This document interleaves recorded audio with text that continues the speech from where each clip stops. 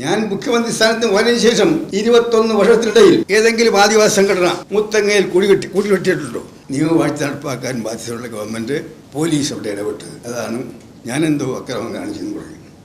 21 വർഷമായി ഇങ്ങനെ പാടിക്കൊണ്ടിരിക്കുകയാണ്. എനിക്കിവിടെ ഒരു അഭ്യർത്ഥനയുണ്ട്. മുത്തങ്ങ സംഭവത്തെ കുറിച്ച്, പോലീസ് ആക്ഷനെ കുറിച്ച്, ആദിവാസി സമരത്തിന് നടന്ന സംഭവങ്ങളെക്കുറിച്ച് CBI അന്വേഷിച്ചതിന് കിട്ടിയ റിപ്പോർട്ട് എന്താണ്? എൻ്റെ കാലത്ത് നടന്ന നിർഭാഗ്യകരമായ സംഭവങ്ങളാണ്. ഇനി ദുഃഖമുണ്ട് ആ സംഭവത്തിൽ, രണ്ട് സംഭവത്തിലും. ശിവഗിരി സംഭവത്തിൽ ഈ ദുഃഖമുണ്ട്, മുത്തങ്ങ സംഭവത്തിലും ദുഃഖമുണ്ട്, അതിയായ ഖേദമുണ്ട്. അത്ര ഒരുപാട് കാര്യങ്ങൾ ചെയ്ത ആളാണ്. എന്നിട്ട് അവസാനം ആദിവാസികളെ ചുട്ടുകരിച്ച വന്ന പ്രതിനിധി കേൾക്കേണ്ടി വന്നു.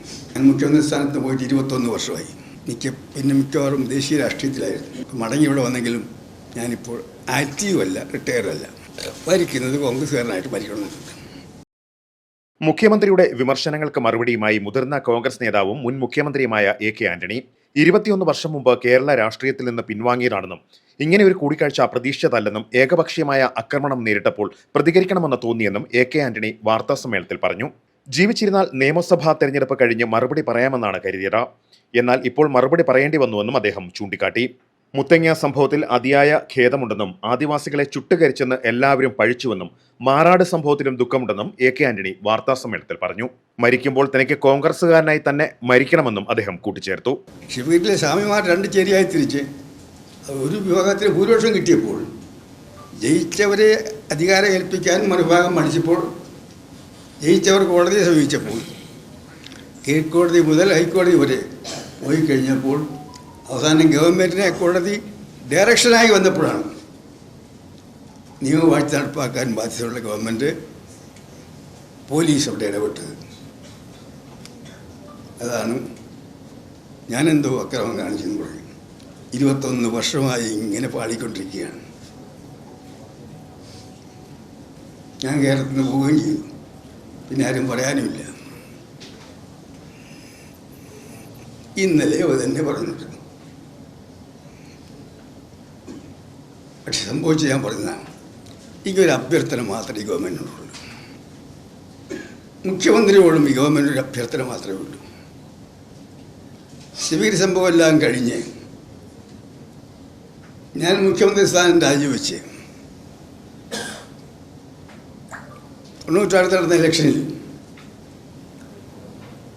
വിജയികളായ LDFിൻ്റെ മുഖ്യമന്ത്രി EK നയനാർ ആഭ്യന്തര വകുപ്പ് കൈകാര്യമ്പോൾ അദ്ദേഹം ശിവഗിരിയിൽ നടന്ന കാര്യങ്ങളെക്കുറിച്ച് അന്വേഷിക്കാൻ, പോലീസ് നടപടിയെക്കുറിച്ച് അന്വേഷിക്കാൻ ജസ്റ്റിസ് ബാലകൃഷ്ണൻ നമ്പ്യാർ അധ്യക്ഷനായി ഒരു ജുഡീഷ്യൽ കമ്മീഷനെ വെച്ചു. ആ കമ്മീഷൻ വിശദമായി ശിവഗിരിയിൽ അധികാര കൈമാറ്റം നടത്താൻ ഹൈക്കോടതി തീരുമാനം നടപ്പാക്കാൻ ശ്രമിച്ചപ്പോൾ അവിടെ നടന്ന സംഭവങ്ങൾ, അതിൽ പങ്കെടുത്തവർ, അതിന് ഉത്തരവാദികൾ ആരൊക്കെ, പോലീസ് റോൾ എന്ത്, ഇതിനൊക്കെ എല്ലാം മാസങ്ങൾ നീണ്ടുനിന്ന അന്വേഷണത്തിന് ശേഷം വിശദമായ ഒരു റിപ്പോർട്ട് ബഹുമാനപ്പെട്ട മുഖ്യമന്ത്രി നയനാർക്ക് നൽകിയിട്ടുണ്ട്. ആ റിപ്പോർട്ട് പുറത്തു വന്നതാണ്. കാര്യങ്ങൾ ഇപ്പോഴും വിവാദങ്ങൾ കെട്ടടക്കാതെ നിൽക്കുന്ന സാഹചര്യത്തിൽ എൻ്റെ അഭ്യർത്ഥന, നയനാർ ഗവൺമെൻറ് നിയമിച്ച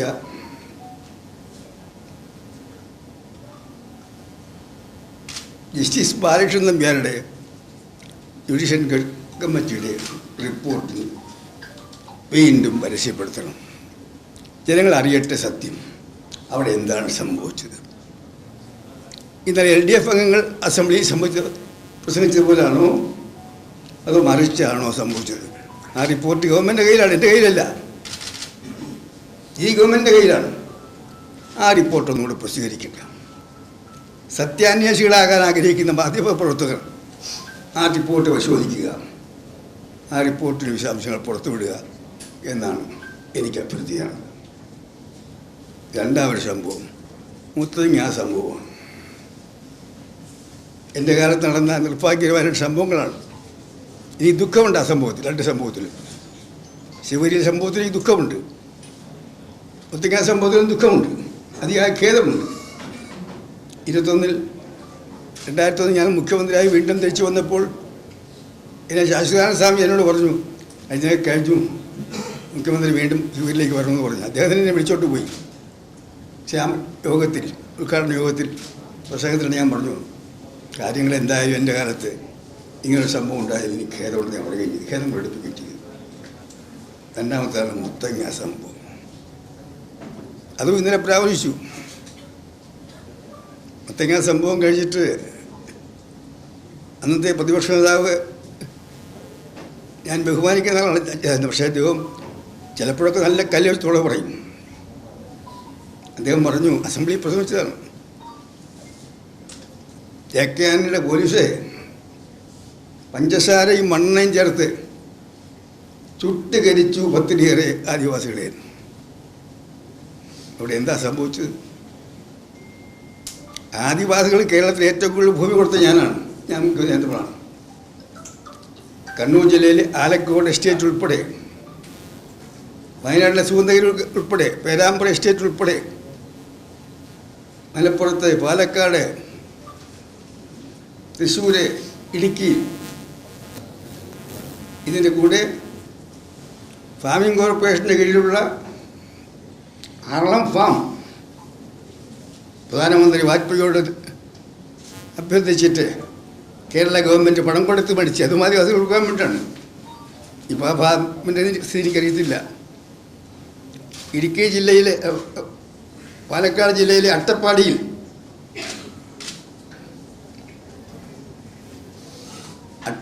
ഒരു പ്രദേശം പൂർണ്ണമായും മരുഭൂമിയായി മാറി.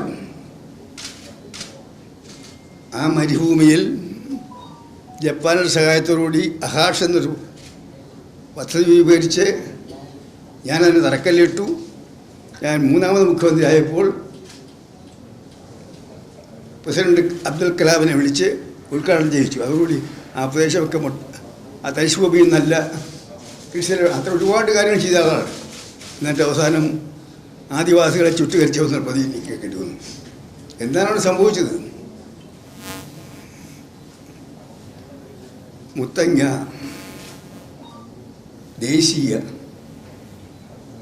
വൈൽഡ് ലൈഫ് സാങ്ച്വറിയാണ്, മൃഗസംരക്ഷണത്തിൻ്റെ വന്യമൃഗങ്ങളുടെ സാങ്ച്വറിയാണ്. അവിടെ തെറ്റിദ്ധരിക്കപ്പെട്ട അരയ്ക്കോ പ്രേരണയിൽ കുറേ ആദിവാസികൾക്ക് കയറി കുടികെട്ടി.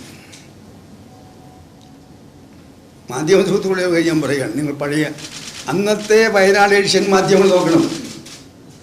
എല്ലാ മാധ്യമങ്ങളുടെയും ആ ദിവസങ്ങളിലെ ആദ്യത്തെ വയനാട് ഏഷ്യൻ്റെ വാർത്തകൾ നോക്കണം.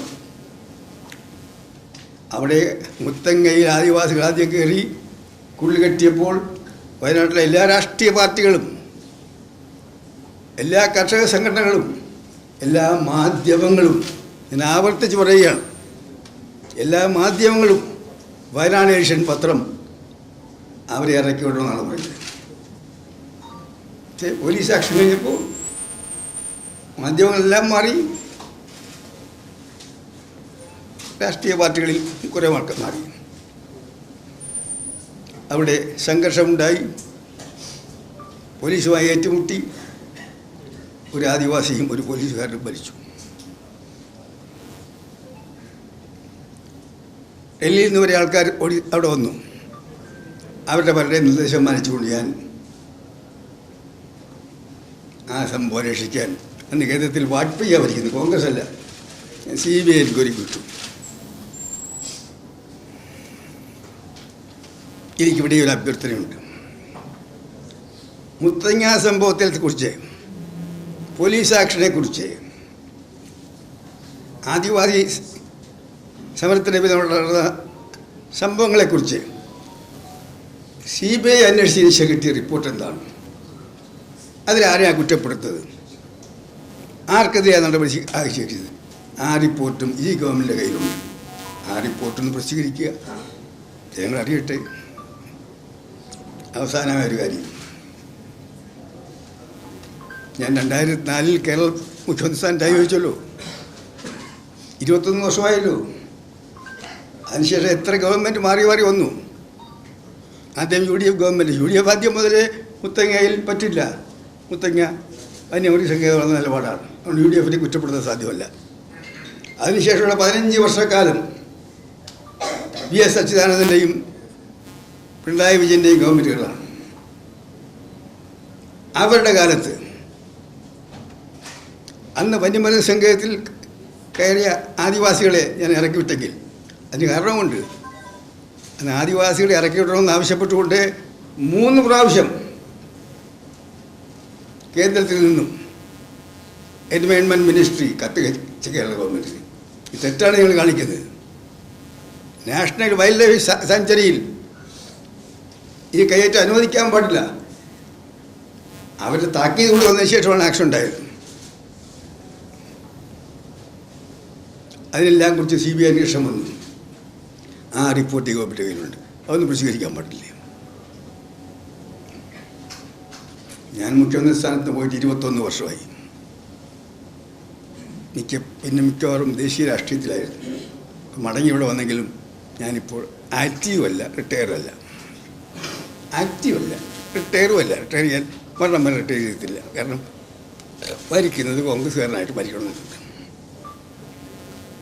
ഈ 21 വർഷത്തിനിടയിലും ഏതെങ്കിലും ഗവൺമെൻറ് മുത്തങ്ങയിൽ എൻ്റെ ഗവൺമെൻറ് ആദിവാസികളെ ഇറക്കിയത് തെറ്റാണെങ്കിൽ എന്ന് വിശ്വസിക്കുന്ന ഏതെങ്കിലും ഗവൺമെൻറ് അവിടെ വീണ്ടും ആദിവാസികളെ താമസിപ്പിക്കാൻ ശ്രമിച്ചിട്ടുണ്ടോ?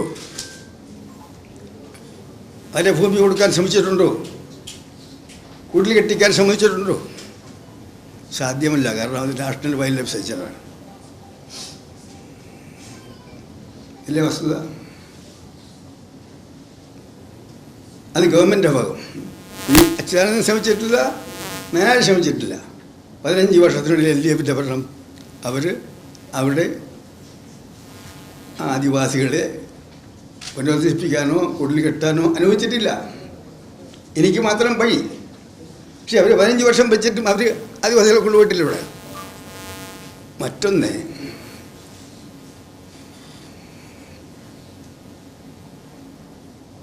ഞാൻ മുഖ്യമന്ത്രിയായപ്പോൾ ദേശീയ വൈൽഡ് സാങ്ച്വറിയിൽ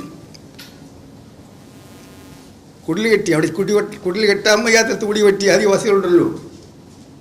ഞാൻ മുഖ്യമന്ത്രി സ്ഥാനത്ത് പോയതിനു ശേഷം 21 വർഷത്തിനിടയിൽ ഏതെങ്കിലും ആദിവാസി സംഘടന മുത്തങ്ങയിൽ കുടിൽ വെട്ടിയിട്ടുണ്ടോ? ഏതെങ്കിലും ഒരു ആദിവാസി സംഘടന അവിടെ വീണ്ടും ഒരു കുടിൽ കെട്ടൽ സമരമായിട്ട് പോയിട്ടുണ്ടോ? നല്ല സത്യം. ഈ സത്യങ്ങൾ ഇരുന്നിട്ടും 21 വർഷമായിട്ട് പിന്നെയും തന്നെ ആവർത്തിക്കുകയാണ്. ഞാനാണെങ്കിൽ ഡൽഹിക്കും പോയി. പിന്നെ കാര്യങ്ങൾ പറയാൻ ആരുമില്ല. ഇന്നലെ ഇത് തന്നെ ആവർത്തിക്കുന്നു. അതുകൊണ്ടാണ് ഞാൻ നിങ്ങളെ ഇന്ന് വിളിച്ച് പറയാൻ കാരണം. ഒന്ന്, നയനാർ നിയമിച്ച ഭാസ്കരൻ നമ്പ്യാർ കമ്മീഷൻ്റെ റിപ്പോർട്ട് പുറത്തു വിടണം. എൻ്റെ കാലത്ത് ഉണ്ടായ CBI എൻക്വയറി, അന്ന് വാജ്പേയിയുടെ ഗവൺമെൻറ്റാണ് കേന്ദ്ര ഗവൺമെൻറ്. ആ CBI എൻക്വയറിയുടെ വിശദാംശങ്ങൾ ജനസമക്ഷം നൽകണമെന്ന്. ഇത് 2 മാത്രമാണ് എൻ്റെ അഭ്യർത്ഥന. മറ്റൊന്നും പറയാനാണ് ഞാൻ വിളിച്ചു കൂട്ടിയത്.